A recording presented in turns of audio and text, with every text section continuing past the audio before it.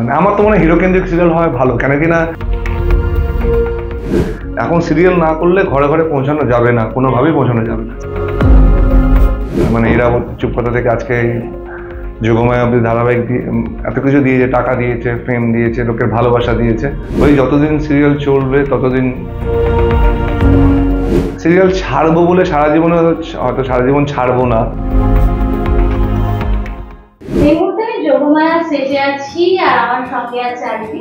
আছো কেমন? মানে সবটা মিলিয়ে আবার একটা ধারাবাহিক ভালো আছি, অ্যাজ ইউজুয়াল চলে যাচ্ছে, মানে ঠিকঠাক।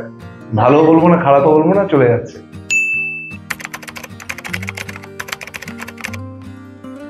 না 4 নম্বর এটা ইরাবতী চুপ কথা, খেলাঘর, তুতে আর যোগমায়া 4 নম্বর।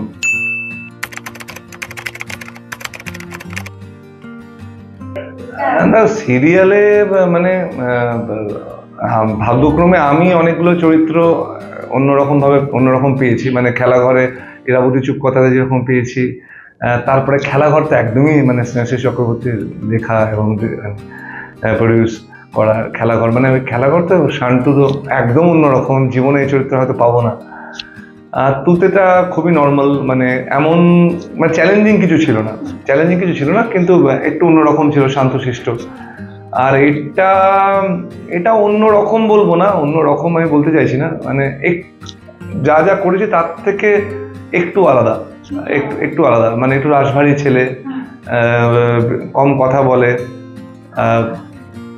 অন্যায়ের প্রতিবাদ তো হিরোরা মোটামুটি করেই থাকে, সেটা না, কিন্তু এই অন্যায়ের প্রতিবাদ মানে বাবা মা যখন আমার বিপক্ষে, বাবা মার সঙ্গেও প্রতিবাদ করে এই ছেলেটা। এটা একটা অন্যরকম একটা দিক আমার মনে হয়।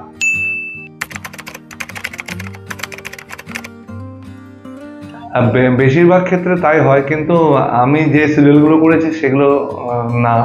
খেলাঘর, ইরাবতী চুপ কথা, তুতেতে হিরোইন কেন্দ্রিকই ছিল।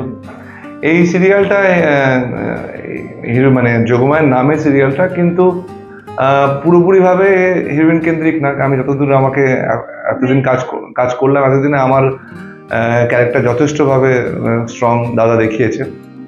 তো এমনি ন্যাচারালি তো বেশিরভাগ ক্ষেত্রে হিরোইন কেন্দ্রিক হয়, কিন্তু স্নেহাশিস চক্রবর্তী সিরিয়াল একটু আলাদা। গঙ্গারাম, ভজগোবিন্দ, খোকাবাবু, খেলাঘর, আমার এই মোমেন্টে দাদার অনেক সিরিয়াল আছে, আমার মনে নেই, আমার এইগুলো মনে পড়লো।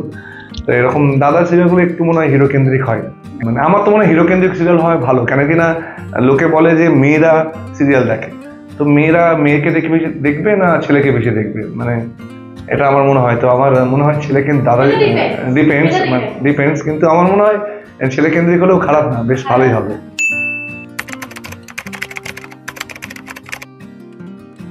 ইচ্ছে তো সবসময় ছিল, যবে থেকে মানে আমি প্রতিদিন ইন্টারভিউ সবাই শুনে কান পচে গেছে। ইচ্ছে তো ছিল, সিনেমা করতে আমার মানে সিনেমাটাই স্বপ্ন ছিল। ওই স্লো মোশনে হেঁটে আসা, গান এবং ফাইট এবং ফিল্মের পুরো ব্যাপারটাই আমার খুব ভালো লাগে।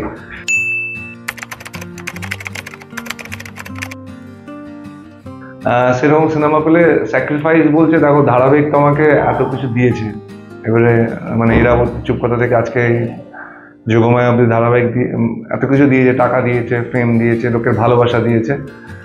সিরিয়াল ছাড়বো বলে সারা জীবনে হয়তো সারা জীবন ছাড়বো না এরকম, কিন্তু কোনো সিনেমা পেলে অবশ্যই আমি সিনেমাটাকে করবো, প্রেফারেন্স দেবো, এবং তারপরে আবার ফিউচারে যদি আবার কোনো সিরিয়াল পাই আমি সিরিয়াল করবো।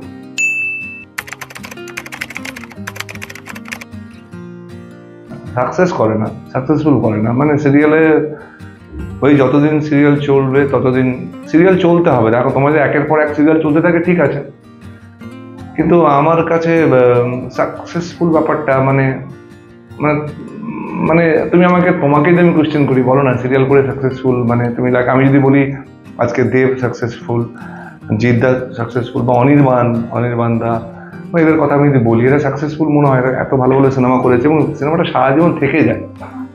সিরিয়ালটা সারা জীবন থাকে না, মানে এটা মানুষ আস্তে আস্তে ভুলে যায়। তো আমার মনে হয় সিরিয়ালটা ঠিক আছে, সিরিয়ালটা প্র্যাকটিসের জায়গা। আমার মনে হয় সিরিয়ালটা স্কুলের মতো, মানে মানুষ যেমনি আমরা ক্লাস 1 থেকে 12 অব্দি স্কুলে পড়ি, দেন চাকরি করি, তো আমার মনে হয় সিরিয়াল সব থেকে ভালো প্ল্যাটফর্ম, যেখানে শেখা যায়, প্রতিদিন ক্যামেরা দেখা যায়, ডিরেক্টরের সঙ্গে ইন্টারাক্ট করা, প্রতিদিন স্ক্রিপ্ট পড়া, তো সেটা একটা খুবই শেখার জায়গা। মানে আমার মনে হয় কেউ যদি ভালো করে সিরিয়ালটা করতে পারে তাহলে সে পরবর্তীকালে ফিল্মে তার জার্নিটা অনেক সহজ হবে। স্যার শাহরুখ খানও তো সিরিয়াল করেছে, মানে এরকম ট্রু। তো আমার মনে হয় বা বড় বড় ইরফান খান থেকে শুরু করে মনোজ বাজপেয়ী সবাই সিরিয়াল করেছে, নওয়াজুদ্দিন সিদ্দিকী সিরিয়াল করেছে। তো সিরিয়ালটা আমার মনে হয় খুব শেখার জায়গা। একটা কথা নাকি যে ওই তুমি সিরিয়ালের কথাটা বলছিল যে মানুষের বেশি কাছে পৌঁছানোর জন্য এখনের কথা যদি বলি মানে মাস দর্শকের কাছে পৌঁছানোর জন্য বলে সব থেকে ভালো কন্টেন্ট হচ্ছে সিরিয়াল। সে তো সিনেমার অবস্থা খারাপ বলে, সিনেমার অবস্থা খারাপ বলে, সিনেমার অবস্থা ভালো থাকলে কি তাই? আমি দেখো, আমি আর পরিষ্কার কথা, আমি আর অঙ্কুশের কথা, আমি এক জায়গায় পৌঁছাই, অঙ্কুশ সেম ভিড় হবে আমার মনে হয় না, হবে না, অঙ্কুশের বেশি ভিড় হবে। তাহলে পৌঁছানো এটা কিন্তু ডিপেন্ড, এটা কিন্তু না অনেক সময় দেখা যাচ্ছে সিরিয়ালের আর্টিস্টদের ক্ষেত্রে বেশি হয় না। সেটা কি আছে, মানে সিরিয়ালের সব থেকে ভালো আর্টিস্ট তুমি হঠাৎ করে কম্পেয়ার করলে হয়তো ফিল্মের একটি কোনো চরিত্র পার্শ্ব চরিত্র করে বা নর্মাল কোনো চরিত্র করে সে গেল, আর সিরিয়ালে একটা হিট সেই সময় হয়তো এখন খেলা করে শান্টু গেল, তো ভিড় তো অবভিয়াসলি হবে আমার কাছেই। কিন্তু যখন খেলাঘরের শান্টু যাবে, ওদিক থেকে দেব যাবে, তখন কোথায় ভিড় হবে? প্রশ্ন এটা।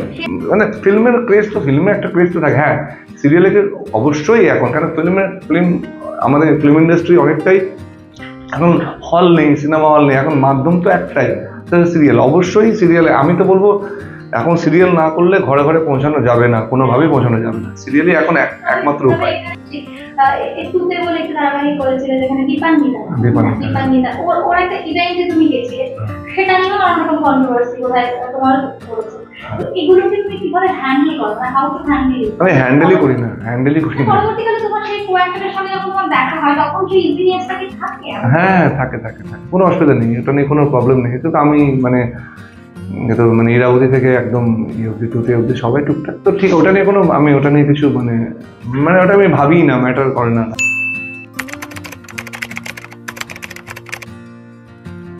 কেউ ঢুকতে চায় না, বিশ্বাস করো। যারা দেখাতে চায়, যারা ঢোকাতে চায় তারা। তুমি জিদ্দার ব্যাপারে কি জানো আমাকে দেখাও তো। জিদ্দা মানে আমি বলি কেউ ঢুকতে মানে যারা ব্যক্তিগত জীবন দেখাতে চায় তারাই, মানে তাদেরটাই লোকে দেখে। বেরোয় না, মানে বেরোবে না কেন? খুব কম বেরোয়। আমি কোথায় খাচ্ছি, কোন রেস্টুরেন্টে যাচ্ছি, কোথায় কি আমি ঘুরতে যাচ্ছি, কোথায় কি করছি না করছি, কোন হোটেলে থাকছি, এগুলো তো মানে নর্মাল ভাবে লোকেরা দেখাচ্ছে বলে দেখছে।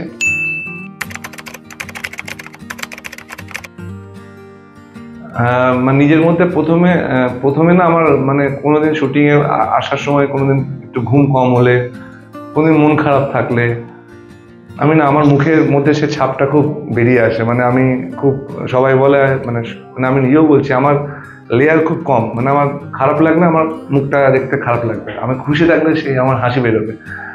তো প্রথম ইরাবতী চুপ কথাতে কোনো কিছু প্রবলেম হয়েছে বা কিছু হয়েছে, আমার সেটে গিয়ে সেটা আমার ধরা পড়তো, মনে হতো। তো এখন দুঃখে থাকি বা খুশিতে থাকি বা প্রবলেমেই থাকি, সেটা অনেকটা কমেছে। মানে সেটা কাউকে বুঝতে দিই না, বা যা হচ্ছে হোক, আমি যা হোক করে স্ক্রিপ্টটা মুখস্থ করে ডেলিভারি করতে পারি। আগে সেটা পারতাম না।